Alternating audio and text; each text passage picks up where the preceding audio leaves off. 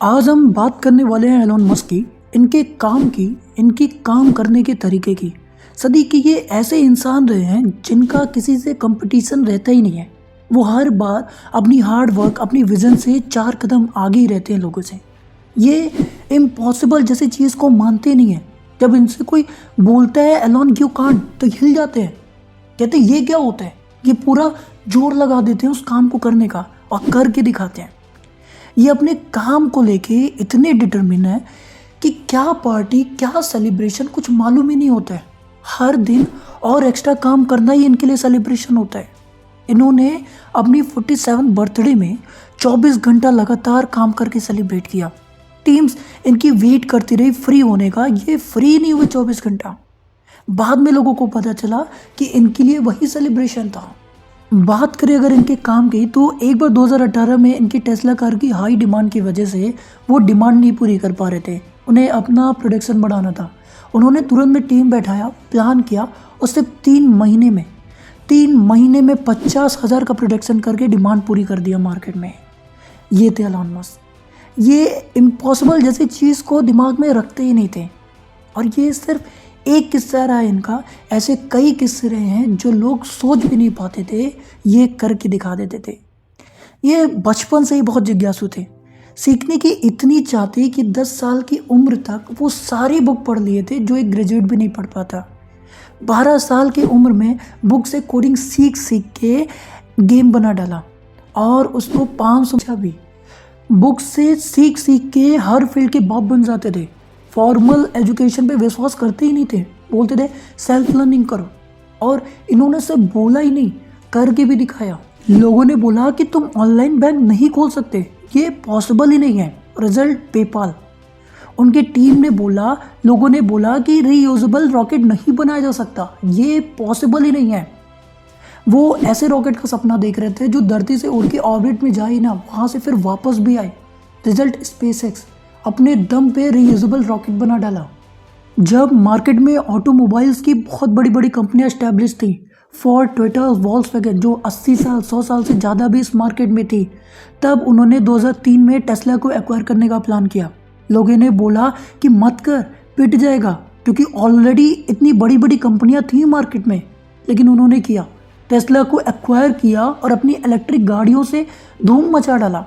और 2020 तक टोयोटा जैसी कंपनी को पीछे छोड़ के world's most valuable car maker भी बने। अंदर इनके कुछ और ही गेम चल रहा था। इनको मालूम होता है कि क्या करना है, किसी भी फील्ड का बाप कैसे बनना है।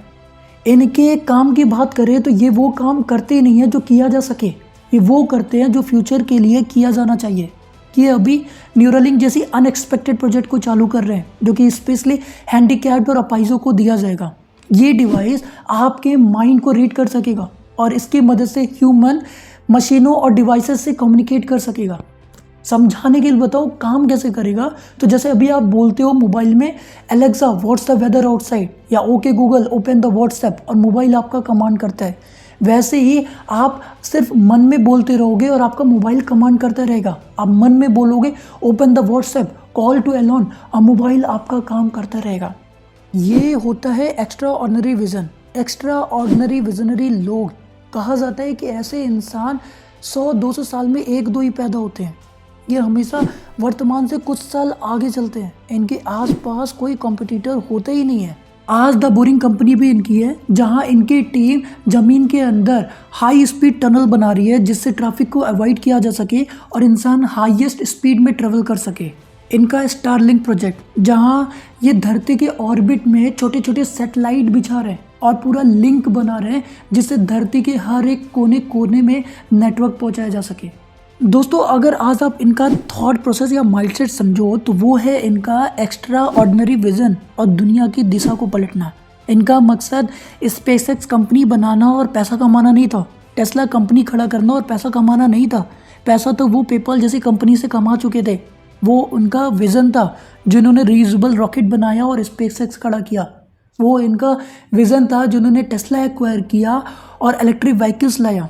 आज ये सदी के ऐसे इंसान रहे जिन्होंने अपनी काम से पूरी दुनिया को ये बताया कि फॉर्मल एजुकेशन नहीं है तो कोई बात नहीं, फॉर्मल लर्निंग जरूरी है। और ये बोला ही नहीं, इन्होंने करके भी दिखाया। आज इनके पास कोई डिग्री नहीं है, कोई फॉर्मल एजुकेशन नहीं है, फिर भी आज ये Zip2, X.com, PayPal, SpaceX, Tesla, solar city, hyperloop, Neuralink, OpenAI और ट्विटर जैसी बड़ी कंपनी चला रहे हैं। और हर काम के पीछे, हर कंपनी खोलने के पीछे इनका विजन रहा, इनका बड़ा मकसद रहा। टेस्ला इलेक्ट्रिक कार्स लाया जिससे फ्यूचर में पोल्यूशन और ईंधन जैसी चीज़ों को ना झेलना पड़े। द बोरिंग कंपनी जहां अंडरग्राउंड टनल बनाया जा रहा है जिससे भविष्य में हमें ट्रैफिक की समस्या ना हो। Hyperloop project, underground transportation system build किया जा रहा है जिससे हम घंटों का डिस्टेंस कुछ मिनटों में कवर कर सके। इनकी न्यूरोलिंक कंपनी अपाहिजों के लिए ऐसा मशीन बनाया जा रहा है जिससे वो भी नॉर्मल ह्यूमन बीइंग की तरह रह सके। और ऐसा नहीं रहा कि वो ये सारा काम करते चले गए और कभी कोई प्रॉब्लम नहीं आई, कभी वो फेल नहीं हुए, बहुत बार हुए, कई बार फेल हुए, बट कभी वो रुके नहीं। वो कहते थे कि failure is an option, failure is not a failure. आप इसको फेलियर की तरह मत देखो। जब उन्होंने पेपाल बनाया, उसको इतनी काबिलियत तक पहुंचाया, तो उन्हीं के बोर्ड मेंबर मिल के उनको उन्हीं की कंपनी से निकाल दिया गया। वहाँ से जो पैसा लेके निकले, उन्होंने रीयूजेबल रॉकेट बनाने का सपना देखा।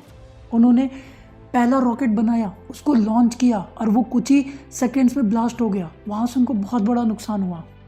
दोबारा फिर उन्होंने कोशिश किया, फिर लॉन्च किया, फिर वो फेल हो गए। दोबारा फिर लॉन्च किया, फिर वो अनसक्सेसफुल रहे। अभी जितना पैसा उनके पास पेपाल से मिला था सब खत्म हो चुका था, उनके पास कुछ पैसा नहीं बचा था। फिर भी वो रुके नहीं। फिर उन्होंने फंडिंग जोड़ी, घर बेचा और अनाउंसमेंट कर दिया कि चौथा लॉन्च कुछ ही समय में कर रहा हूँ। और चौथे रॉकेट में धूम मचा दिया। रॉकेट सिर्फ उड़ के ऑर्बिट में गई नहीं, सक्सेसफुली वापस धरती पे आई भी। ये थे एलॉन मस्क। दोस्तों, अगर इनकी कंपैरिजन की बात करें तो वो बताते हैं कि आप कितना भी जोर लगा लो, आप एलॉन मस्क नहीं बन सकते, क्योंकि मैं भी कितना भी जोर लगा लूँ आप जैसा नहीं बन सकता। कंपैरिजन करना है तो खुद से करो, अपने आप से करो और अपने आप को बेहतर से बेहतर बनाने में करो। तो ये था इनका वर्क एथिक्स और फील्ड के बाप बनने की journey. So that's it from my side दोस्तों, मिलते हैं अगले वीडियो में।